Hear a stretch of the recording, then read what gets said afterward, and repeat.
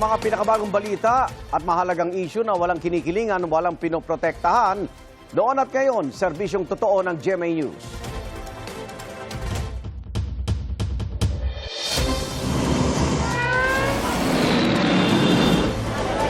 Sa Prague, sa kayo po ay pinsala. Narito na ang mga unang balita.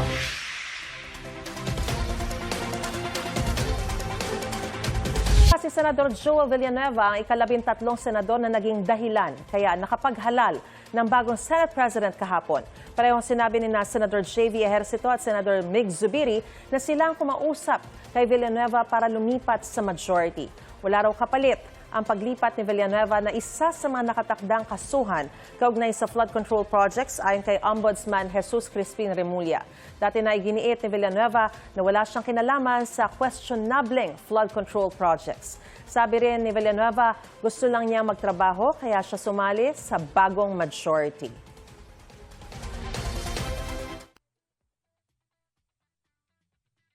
Work. Nakita nyo naman yung ginagawa natin dito, boss. Trabaho. How are you with Senator Alan, sir? How are you with Senator Alan? We're brothers at the end of the day. To be fair, walang sinasabing may konsensyo, maleta. Walang ganun, no? I think it's more yung concern for the Senate. Senator Joel, gusto lang po niya magtrabaho. Wala pong mga sinasabing mga chismis na may mga pamimigay or mga concessions. None. Babasa lang po. Kasama ni Villanueva sa bagong Senate majority ang 11 miyembro ng Gatchalian Bloc.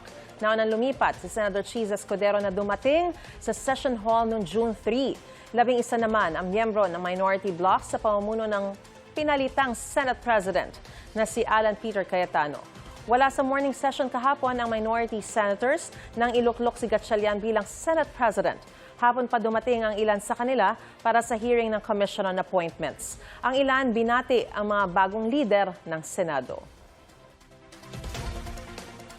Congratulations sa mga bagong na-elect. Trabaho lang po ako. Gusto kong makapagtrabaho tayo. Congratulations. I'm truly, sincerely happy kay Sherwin. He's a good friend, very competent, brilliant, disciplined. Ay, gusto lang namin magtrabaho. Hindi naman kami nanggugulo eh. Sinusuportahan niyo, ma'am, yung bagong leadership po? May 13, di ba? Common sense, di ba? What's in the rules? Yes. What's in the Constitution? Where you have 13, Section 2. yun lang. So pag hindi sumunod sa rules, doon lang naman kami may problema. Pero pag sumunod sa Constitution at sa rules, there's no problem. Nasa Russia si Pangulong Bongbong Marcos para dumalo sa ASEAN-Russia Commemorative Summit na magbubukas ngayong araw. Bago yan, nagpulong sina Pangulong Marcos at Russian President Vladimir Putin. Live mula sa Kazan, Russia.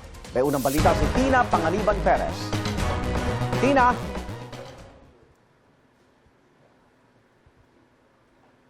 Yes, Arnold, good morning. 1:07 a.m. ngayon dito sa Kazan, Russia. Kahapon ay nagsagawa ng bilateral meeting itong si Pangulong Bongbong Marcos at si Russian President Vladimir Putin. Ito ay bago ang formal na pagbubukas ng ASEAN-Russia Commemorative Summit na magbubukas ngayong araw. At kasama doon sa mga pinag-usapan nila ay ang pag-enhance ng trade o kalakalan dito sa pagitan ng Pilipinas at ng Russia, at kasama sa mga inaasahang paiigtingin ay yung sa energy at food security. Parehong bukas sina Pangulong Bongbong Marcos at Russian President Vladimir Putin na palawakin pa ang kalakalan ng Pilipinas at Russia.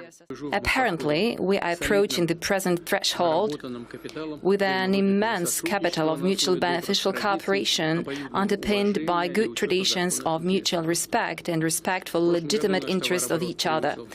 Last year, bilateral trade exceeded $0.5 billion. Of course, this is far from the limit, and of course, there is a good potential to enhance supplies of agriculture and energy resources. We appreciate the forward-looking exchange and on the different structural issues that affect trade between our two countries. And as you have mentioned, Your Excellency, there are many potential areas that I think we still that's still open to explore. And I think that the present level of trade, although it is steady, I think that there's a great deal more that we can do. Isa sa mga pangunahing issue sa bilateral meeting ni Pangulong Marcos at ni President Putin ay ang issue ng energy security. Lalo pat ang Pilipinas ay apektado ng giyera sa Middle East, habang ang Russia naman ang may pinakamalaking gas reserve sa buong mundo at ang pinakamalaking gas exporter. We note that during the JCT-EC meeting held in Moscow, energy and food security emerged as one of the mutual priorities of both our countries. And that is why we again, that B2B component at the sidelines of the GCT-EC enabled Philippines and Russia to establish networks and explore joint ventures. Ito ang unang pagbisita ni Pangulong Marcos sa Russia kung kailan chairman ng Pilipinas ng ASEAN o Association of Southeast Asian Nations ngayong 2026. Nasabay rin ito sa paggunita ng ika-35 anibersaryo ng relasyon ng ASEAN at ng Russia na nakatakdang pag-usapan sa ASEAN-Russia Commemorative Summit ngayong June 18. It is a pleasure to welcome you in Russia, in Kazan. As far as I know, this is your first visit to Russia. This year, your country chairs in the ASEAN, and we are happy that during your chairmanship in the ASEAN, we will celebrate the 38th anniversary of our relationship with the association. The commemorative summit is a landmark in the development of the Russia-ASEAN strategic partnership. Together, tomorrow, we'll co-chair plenary of the summit and present our deliverables to mass media. Kinuha rin ni Putin ang pagkakataong batiin ang mga Pilipino sa ating paggunita ng Araw ng Kalayaan noong June 12, na isa ring national holiday sa Russia. Dagdag pa ni Putin, ngayong buwan din, ginugunita ang ika-50 anibersaryo ng diplomatic relations ng Pilipinas at Russia. Binalikan pa nga ni Putin ang naging pagbisita ni Nooy Pangulong Ferdinand Marcos Sr. sa Russia noong 1976. Sabi ng Pangulo ng Russia, magandang pagkakataon na nakapulong niya si Pangulong Bongbong Marcos para suriin ang kasalukuyang kooperasyon ng Pilipinas at Russia. Inimbitahan ni Pangulong Marcos si Putin na dumalo sa 21st East Asia Summit na gaganapin sa Maynila sa Nobyembre. Matapos ang kanilang pulong, dumalo rin ang dalawang Pangulo sa isang gala na dinaluhan din ng iba pang heads of government.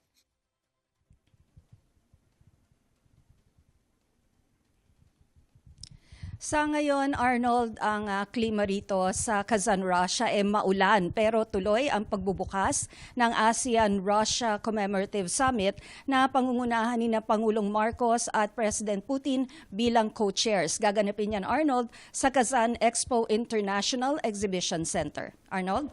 Tina, bukod sa agrikultura at kalakalan, may iba pa bang napag-usapan sina Pangulong Marcos at President Putin tungkol sa defense o kaya security?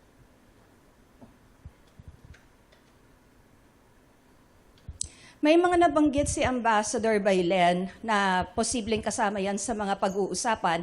Pero aalamin natin kung titiyakin natin kung napag-usapan nga ba yan kahapon sa bilateral meeting dahil hindi natin nasaksihan yung buong pulong, Arnold. Maraming salamat, Tina Panganiban Perez live mula sa Kazan, Russia. Bagamat balintawak ang bagsakan po ng mga gulay at mga prutas, medyo may mga pagtaas po sa presyo ng mga ilang bilihin. Gaya po ng mga gulay na galing po ng Baguio. Sabi ko ng ilang mga nakausap natin nagtitinda, nagkaroon ng pagtaas dito. Gaya niya repolyo, pechay, sayote, patatas at carrots. Kaya yung mga gulay na nanggaling ng Baguio. Yung pechay Baguio po ay maabot ngayon sa 60 pesos per kilo. Ang sayote, 60 pesos per kilo. Patatas, 80 to 90 pesos. Samantalang yung green ice, medyo nagkaroon ng kaunting pagbaba ito, no? Dahil ang presyo niyan ay 250 pesos, pero ngayon po ay umaabot na lamang sa 170 hanggang 180. Pero yung mga gulay po, yung tinatawag na lowland vegetables, gaya ho nitong sitaw. Alam niyo ba na ang sitaw, yung dati ho isang bungkos na ganito, ay umaabot ho ng 300 hanggang 350 pesos. Pero ngayon, umaabot na lamang po ito ng 90 pesos. Yung talong po ay 60 pesos per kilo. Yung okra naman po may kaunting paggalaw dahil dati po ay 140 ay naging 100. 140 na ho ngayon pero dati 120 so nagkaroon ho ng konting pagtaas. Yung sa nagtitinda ho dito, ano yung sinasabi? Bakit tumataas yung presyo galing Baguio? Siguro po sa may sa may konti pong pag-angkat ng gulay po na galing Baguio So po. mas mahal yung galing Baguio pero yung Opo. sabi mo kanina yung mga galing Nueva Opo, Ecija. galing Biskaya po. Opo, Biskaya. mababa lang po ang gulay po galing Biskaya. Oo. Kaysa po sa Baguio. Oo. So ano yan? Paano yan? Ba, ngayon nagtag-ulan na tayo, Opo. tapos baka may mga bagyo. Ano yung inaasahan nyo? Baka tataas pa kaya lalo Opo, yan? may pag-angat, may pagbaba din po na nangyayari sa gulay po natin. Pero yung mga gulay, yung lowland, malaking pagbaba? Opo, malaki po ang pagbaba. Bakit Katulad daw? po ng talong, katulad Sitaw. po ng sitaw. Lalo na po ang sitaw, bumaba po ang sitaw na dati nga pong 300, 350. Ngayon po nakukuha na po ng 90, 80. Oo nga, bakit ang laki ng pagbaba? Sa dami din po ng Supply. po ng gulay. Oo, pero yun, parang ginto pala yung sitaw dati. Opo, sobrang mahal po ng sitaw Oo, po dahil dati. parang nung mataas na gano'n, may bumibili ba? Opo, kahit papano naman po. Kasi kailangan din po kahit papano. Oo, po. sa bagay kasi pagkakailangan natin sa isang putahe. So, kumusta yung mga mamimili? Alin ang mabili? Yung sa galing Baguio o yung galing lowland? Di po pare-pareho. May araw po na mabili po, may araw din po na matumal. Okay. Salamat, Joyce. Okay po, thank you. Isa ho sa mga nagtitinda dito sa Balintawak Market. So, alamin naman natin yung ano ng mga namimili dito. Nay, pwede ba kayo makausap? Kumusta ho pamimili nyo? Okay lang po. Ano masasabi nyo sa presyo ng mga bilihin? Mahal po eh. Mahal? Halimbawa, Oo. alin po? Eh, Ano ba tinitingnan nyo? yung ano po, yung patola, 90. 90 ang 90. kilo. Okay. Ano pa po? Ayun lang po yun. So, ano ginagawa Yung nyo? palang- Pag-budget? Ano ba mga napamili nyo? Inahatak na lang namin po. Malunggay. Paano ginagawa nyo diskarte sa pamimili para makapamili kayo kahit pa medyo mahal? Konti-konti lang po. Konti-konti lang. Opo. Para ho, Para ano? may pang-ulam lang ng isang araw, ganun po. Oo. So, tinitingnan nyo rin ba kung di mga gulay na mura? Medyo mura-mura po. Doon, yun na lang binibili Opo. nyo. Okay. Diskarte. Opo. Diskarting mamimili. Mamimili. Salamat po, Nay. Yan. Salamat din po. Salamat din po. Yan. Ngayon, doon sa mga namimili, kung gusto nyo ho na medyo mas mura, may mga binebenta ho kasi dito yung sa palengke, yung mga gayat-gayat na. Ito, ano ba to? Yan to. Papaya, kung gusto nyo kilawin. Ito ay upo. Upo, tapos ay pampinakbet, ayan, may gayat na ampalaya. Magkano kilo na mga yan? Dito po sa ampalaya, 70 po. Gayat na yon. Oo, ito toge ba to? Panlumpiang lumpiang toge. Ito pang chapsuy, ayan. So, mas mura-mura ho yan kung kukumpara nyo sa bibili kayo ng tingi-tingi ng mga gulay. So, yun lang ho maganda pag namimili kayo sa palengke. Ngayon, yung budget nyo ay pwede nyo i-adjust doon sa pwede nyo mabili sa palengke, di ba? Makakapili kayo para mapagkasya at makadiskarte kayo ng maayos doon sa inyong budget na dala sa inyong pamamalengke. Mula po rito sa Balintawak Market, balik po tayo sa studio. Pinagmumulta ng Department of Labor and Employment ng mahigit 11 milyong piso ang may-ari at kontraktor nung pumunggol sa Angeles, Pampanga. Mahigit 1 milyong piso yan ay mapupunta sa mga apektadong manggagawa para sa mga sahod at benepisyo na hindi na ibigay sa kanila noon. Mahigit 10 milyong piso naman ay para sa administrative fees. Ayon sa DOLE, may mga nakitang paglabag sa labor at safety standards sa pagtatayo ng gusali. I-endorse na DOLE sa National Bureau of Investigation at lokal na pamahalaan ng Angeles City ang kumpletong records ng kaso para sa paghahain ng mga reklamo. Una nang tiniyak ng DOLE na nakakatanggap ng tulong ang mga pamilya ng mga nasawing empleyado. Sang-ayon ng mga construction workers sa desisyon ng DOLE, anila ang hindi ligtas ang kanilang pagtatrabaho dahil walang mga safety equipment, kulang din daw sila sa sahod at benepisyo. Wala pang pahayag ang Golden Years Construction and Steelworks Corporation at may-ari na si Ernest Jackson Lim sa ipinataw na multa ng DOLE.